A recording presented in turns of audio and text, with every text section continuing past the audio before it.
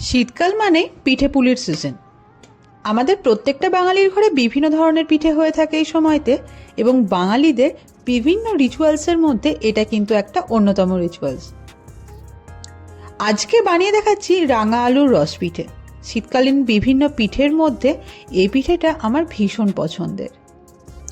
কিভাবে আপনারা বাড়িতে পারফেক্ট রাঙা আলুর রস পিঠে, তাও এরকম নরম তুলতুলেভাবে বানাতে পারবেন, সেটাই আজকে শেয়ার করছি এই ভিডিওতে। আশা করছি আজকের এই রাঙা আলুর রস পিঠে রেসিপিটা আপনাদের খুব ভালো লাগবে, তাই অবশ্যই শেষ পর্যন্ত দেখবেন। নমস্কার সকলকে, আমি অর্চিতা। অর্চিমিত রেসিপি মার চ্যানেলে আপনাদের সকলকে স্বাগত জানাই নতুন একটা রেসিপিতে। আশা করি আপনারা সকলেই খুব ভালো আছেন। শুরু করছি আজকের এই রেসিপিটা। প্রথমে এখানে রাঙা আলুগুলোকে নিয়ে ভালোভাবে তার খোসাটাকে ছাড়িয়ে নিতে হবে। এই পিঠেটা বানানোর জন্য মেনলি রাঙা আলুগুলোকে সিদ্ধ করতে হবে। এবার আমি আগে এখানে খোসাটা ছাড়িয়ে নিয়ে ধুয়ে তারপর সিদ্ধ করব। আপনারা চাইলে ভালোভাবে ধুয়ে তারপর সিদ্ধ করে নিয়ে তারপরে খোসাটা ছাড়িয়ে নিতে পারেন। একে একে রাঙা আলুগুলোর খোসা ছাড়িয়ে নিলাম। প্রায় 1.5 কেজি পরিমাণে এখানে রাঙা আলু রয়েছে, এবং যখন রাঙা আলু কিনবেন চেষ্টা করবেন সাইজে একটু বড় রাঙা আলুটা কেনার, ওগুলো বেশ মিষ্টি হয়। গল্প করতে করতে রাঙা আলুগুলো কিন্তু সুন্দরভাবে ছাড়িয়ে নেওয়া হয়ে গিয়েছে। এবারে 3 থেকে 4 বার ভালোভাবে জল দিয়ে ধুয়ে নিয়েছি। এবারে এগুলোকে সিদ্ধ করে নেব। একটা কুকারের মধ্যে ছাড়িয়ে নেওয়া রাঙা আলুগুলোকে দিলাম এবং তার সঙ্গে 1 কাপ পরিমাণে জল দিয়ে দেব। তারপরে গ্যাসের ফ্লেমটা মিডিয়ামে রেখে 1 থেকে 2 হুইসেল পড়া অবধি ওয়েট করতে হবে, এবং তারপরে 2 হুইসেল পড়ে গেলে তারপরে গ্যাসের ফ্লেমটা অফ করে দিয়ে আরও 5 থেকে 10 মিনিট রেস্টিং টাইমে রেখে তারপরে ঢাকনাটা খুলে আপনাদেরকে দেখাচ্ছি। দেখুন রাঙা আলুগুলো কিন্তু খুব সুন্দরভাবে সেদ্ধ হয়ে গেছে। এবারে জল থেকে এগুলোকে আলাদা করে নিতে হবে। রাঙা আলুগুলো গরম থাকা অবস্থাতেই এগুলোকে মাখিয়ে নিতে হবে।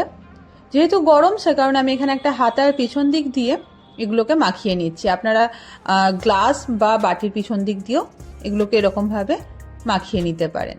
তবে প্রথমে হাত ব্যবহার করবেন না, তাহলে হাত পুড়ে যাবে, কারণ ভীষণ গরম। আবার যদি এগুলো ঠান্ডা হয়ে যায় তখন কিন্তু শক্ত হয়ে যাবে, তাই গরম অবস্থাতেই ভালোভাবে প্রথমে মাখিয়ে নিতে হবে। আসলে এই রাঙা আলুর রস পিঠেটা বানানো কিন্তু ভীষণ সোজা। তার জন্য আপনাদের ফলো করতে হবে বেশ কিছু টিপস, যেটা আজকের এই ভিডিওতে আপনাদেরকে আমি বলে দেব। এবার থেকে যখনই আপনারা রাঙা আলুর রস পিঠে বানাবেন, এই টিপসগুলো ফলো করলে দেখবেন একদম পারফেক্টভাবে আপনারা রাঙা আলুর রস পিঠে বাড়িতেই বানিয়ে নিতে পারছেন। যখন দেখবেন রাঙা আলুগুলো একটু ঠান্ডা হয়ে গিয়েছে, তখন হাত দিয়ে ভালোভাবে মাখিয়ে নিতে হবে। এবং তারপরে আমি এখানে ব্যবহার করব ময়দা। ময়দাটা ব্যবহার করছি রাঙা আলুগুলোর বাইন্ডিংয়ের কারণে। আমি এখানে যে কাপটা আপনাদেরকে দেখাচ্ছি ওই কাপের 1 কাপ পরিমাণে ময়দা নিয়েছি, এবং সেটাকে অল্প অল্প করে মেশাবো। আর তার সঙ্গে দিয়ে দিয়েছি 1/2 চা চামচ পরিমাণের নুন। 1.5 কেজি রাঙা আলুর জন্য এবং 1 কাপ ময়দার জন্য আমি এখানে 1/2 চা চামচ পরিমাণে নুন ব্যবহার করেছি। অল্প অল্প করে ময়দা দিয়ে রাঙা আলুটার একটা খুব সুন্দর ডো বানিয়ে নিতে হবে। এখানে একটা ছোট্ট টিপস আপনাদেরকে দিয়ে রাখি, যেটা আগে বলতে ভুলে গিয়েছিলাম। আমি এখানে 1.5 কেজি রাঙা আলুর জন্য 2 থেকে 3 টেবিল চামচ পরিমাণে চালের গুঁড়ো ব্যবহার করেছি। তবে আপনারা যখন ডোটা বানাবেন তখন যে পরিমাণে রাঙা আলু থাকবে সেরকম আন্দাজ অনুযায়ী চালের গুঁড়ো অবশ্যই ব্যবহার করবেন। আর বেশি পরিমাণে চালের গুঁড়ো কিন্তু ব্যবহার করবেন না, তাহলে শক্ত হয়ে যাবে ডোটা, খেতে ভালো লাগবে না।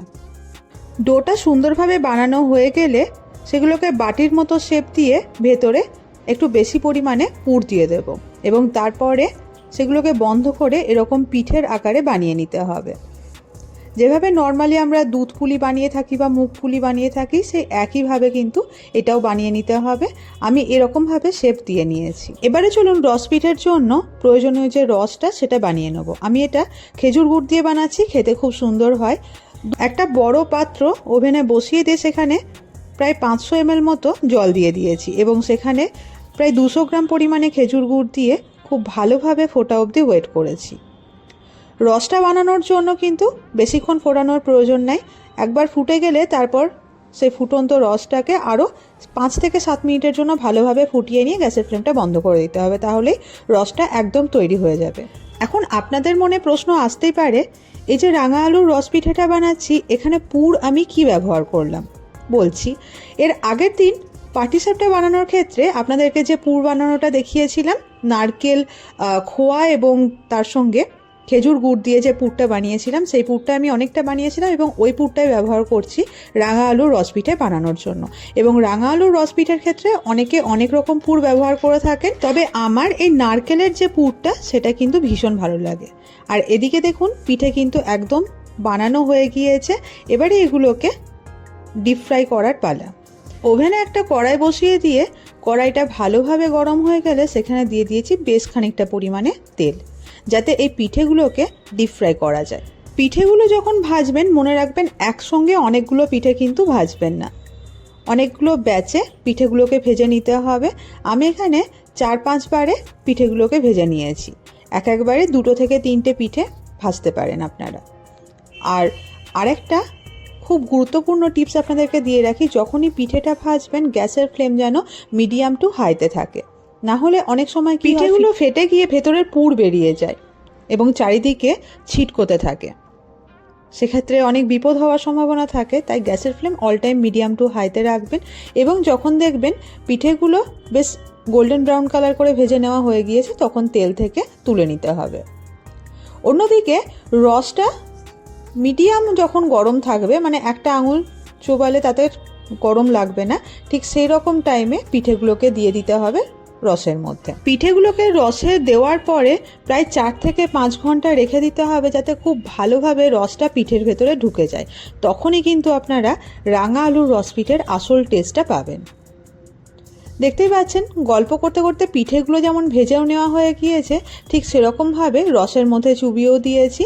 এবারে ঢাকা দিয়ে রেখে দেবো 5 থেকে 6 ঘন্টার জন্য এবং তারপরে আপনাদেরকে দেখাচ্ছি।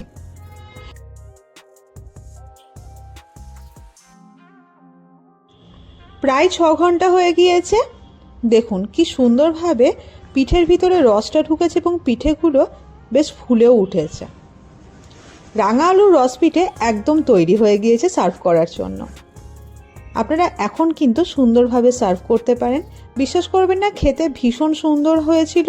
আর এই টিপসগুলো ফলো করলে আপনারাও বাড়িতে পারফেক্ট রাঙা আলুর রস পিঠে বানাতে পারবেন।